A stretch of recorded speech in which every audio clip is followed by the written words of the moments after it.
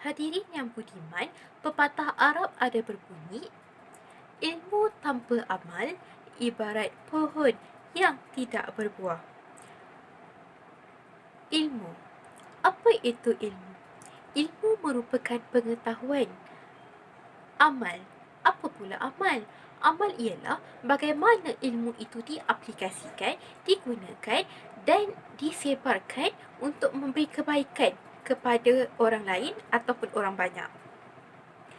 Pengetahuan diperlukan untuk masyarakat.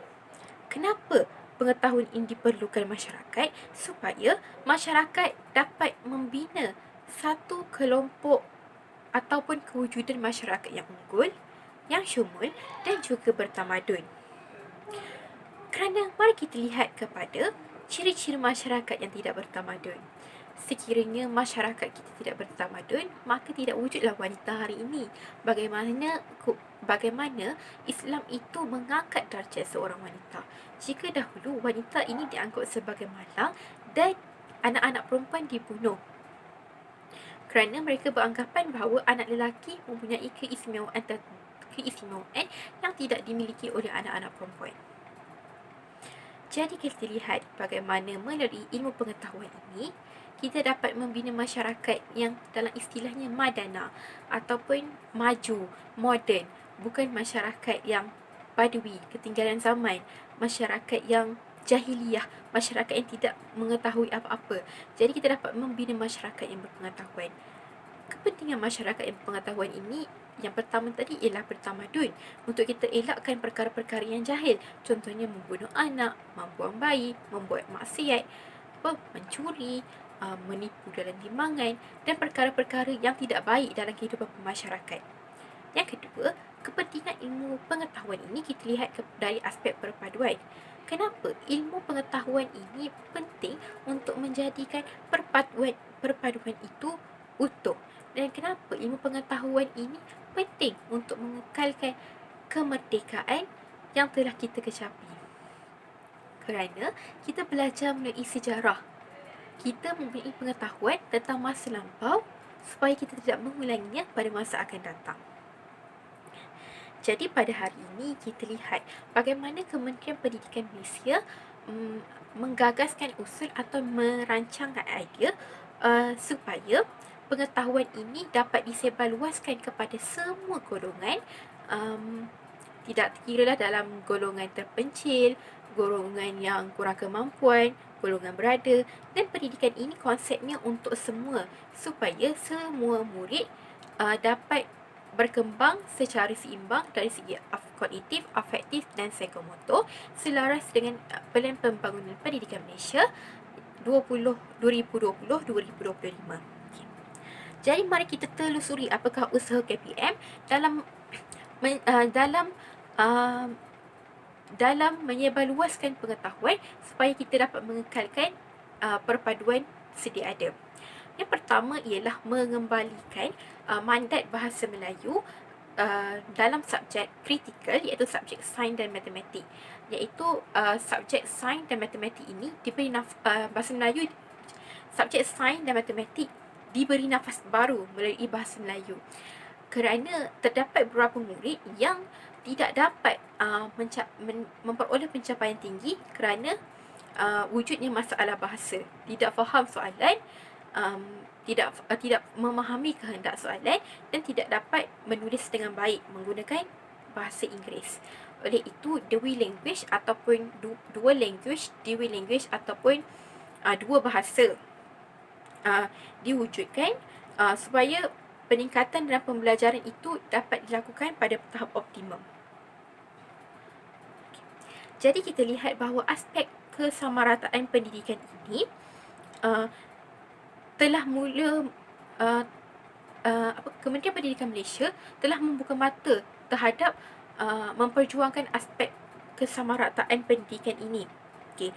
Maka secara automatik apabila sistem pendidikan mengetengahkan penggunaan bahasa Melayu, secara tidak langsung dapat merapatkan jurang antara kaum. Contohnya, saya bagi contoh, masyarakat Melayu Contohnya, terutama yang berada di kampung-kampung, mereka suka menguasai bahasa Inggeris. Mereka lebih menguasai bahasa Melayu dan mereka lebih gemar menjawab dalam bahasa Melayu.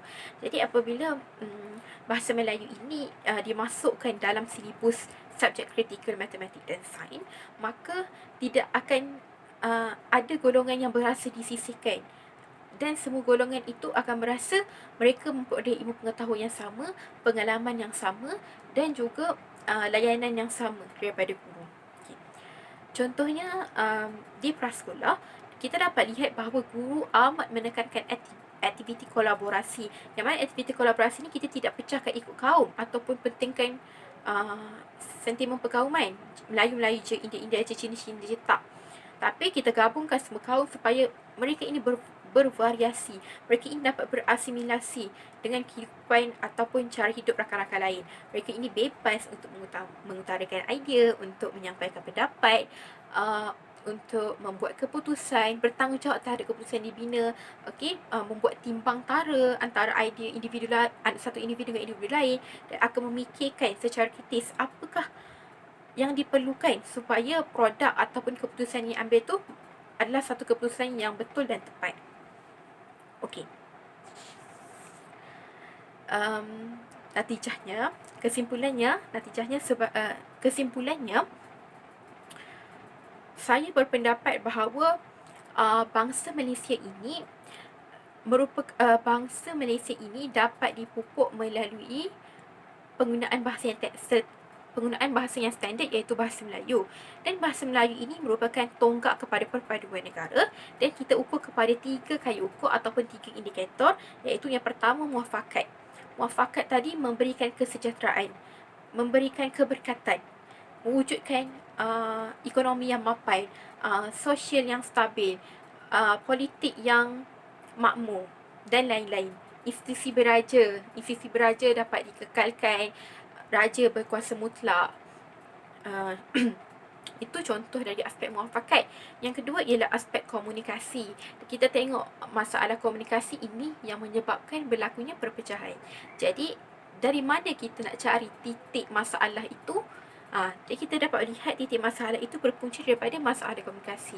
Jadi kita perlu perbetulkan dari si komunikasi ni, bagaimana kita nak menjadikan komunikasi itu menjadi satu wadah yang berkesan untuk membuat perpaduan, iaitu melalui penggunaan bahasa yang standard, iaitu bahasa Melayu sebagai bahasa pengantar. Itu yang kedua. Dan yang ketiga ialah pemangkin ilmu pengetahuan. Bagaimana perpaduan ini dapat merapatkan jurang pendidikan antara orang luar bandar, orang berpendapatan tinggi, berpendapatan rendah, orang yang berlainan antar kaum. Jadi kita dapat lihat bahawa dengan dengan adanya bahasa Melayu ini berpotensi untuk menjadikan ataupun menyebarluas ilmu pengetahuan itu secara lebih terancang, bersistematik, dan pengetahuan, pengalaman dan juga perkembangan murid itu dapat dirasai oleh seluruh murid di Malaysia tanpa sebarang diskriminasi, prejudis, yang pada akhirnya kita dapat mewujudkan belia-belia yang produktif, belia-belia yang proaktif, dan belia-belia yang sentiasa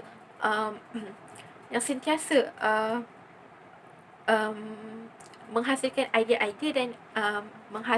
idea-idea dan juga melaksanakan idea tersebut untuk menjadi satu realiti, supaya kita dapat mencapai status negara maju, status negara berpendapatan tinggi, supaya kita ini sentiasa dapat